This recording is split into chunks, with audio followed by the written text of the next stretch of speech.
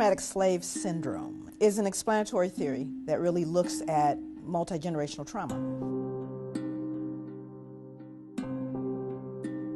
One of the things that's difficult for people is their first response is, oh my God, that happened so long ago. We're talking about people being captured, shipped, sold, beaten, raped, experimented on. And then you have to ask the question, did the trauma continue? Yes. So 300 years of trauma, no help, freed.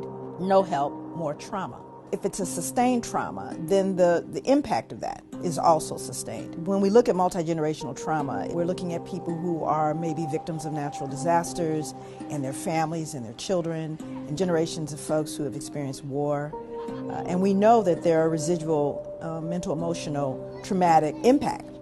And what I did was I started to look at the African American experience, starting with slavery, as a real clear, long enduring trauma. So I started to see that there were clear connections between that survival behavior and contemporary living in African American experience.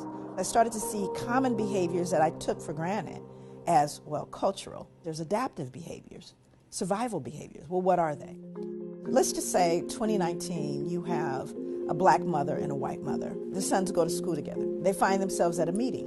The black mother leans over to the white mother and says, I just wanted to mention to you that I noticed that your son is really doing quite well. And the white mother's response is, oh, thank you. She begins to go on and on about he won the science fair, his uncle's an astronaut. She's just oozing. She realizes the black mother's son is actually excelling her son. And she says, well, wait a minute. Your son's the one that's really coming along. And the black mother responds, oh my God, he's a handful, but oh, he just works my nerves. Now, when I'm working with African American people, it doesn't matter what the audience is. It doesn't matter what class.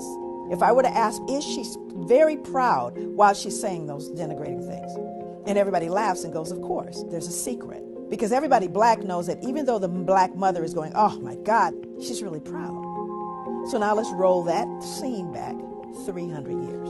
And let's say this black mother is working in the fields and a white slave owner comes through and says, wow, that boy is really coming along. What is she going to say? No, he's not. He's stupid. He's shiftless. He can't work because I don't want you to sell him. So I denigrate them to protect them. That is called appropriate adaptation when living in a hostile environment. The little white boy, say Timmy, he feels really comfortable and happy about what his mom just said about him. And Trey looks at his mom and wonders, why can't you be proud of me? Because he doesn't understand the secret yet. And by the time he learns the secret, he will have already been injured by it. Post-traumatic slave syndrome. PTSD is a disorder that occurs as a result of a single trauma. You don't even have to be there to actually get a diagnosis of post-traumatic stress disorder. You could just hear about something horrific happening to someone you love. So you have people who have experienced it firsthand, people who have witnessed it in their environment, right? People who are continuing to be oppressed. That exacerbates any possibility of healing.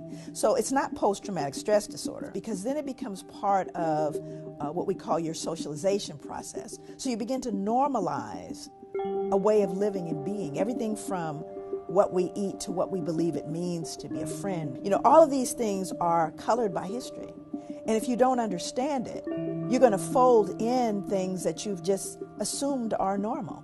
But post-traumatic stress disorder, exaggerated startle response, outbursts of anger, feeling of foreshortened future. There was a point where there were African American children in different urban settings that didn't expect to live to be adults because they saw so much death, that they started planning their funerals like at 13, 12, as young as 10. When you start looking at the simple biology, you start looking at the impact of stress on health. And while we look at general stress, we know finances, you have illnesses, all these different things. How about being black? How does factoring in being black in America impact your stress level and therefore your body's ability to operate its own immune system? Because we know it compromises the immune system. Once you understand it, then you can deal with it. Because you see, it's habitual. You're socialized. It becomes part of your being. So one of the ways you begin to address that multi-generational trauma is to work with the people it directly impacts, to hear from them. And when you give the people the information, they can use it. I think the first order of business is beginning to have a conversation. And the other is to educate the larger society. You have to stop the assault. So this is not purely a clinical thing. This requires social justice and change. That's where part of the healing is. It's not in a clinical setting or in a pill. It's in fairness and justice and safety and equity. We got to work with some of those clinical things, some of those issues of panic and anxiety. And we also have to deal with the fact that you have a system that is set up to oppress you and to continue to injure you. Both those things have to be dealt with. And they cannot singularly by themselves affect a change. They have to be done collectively.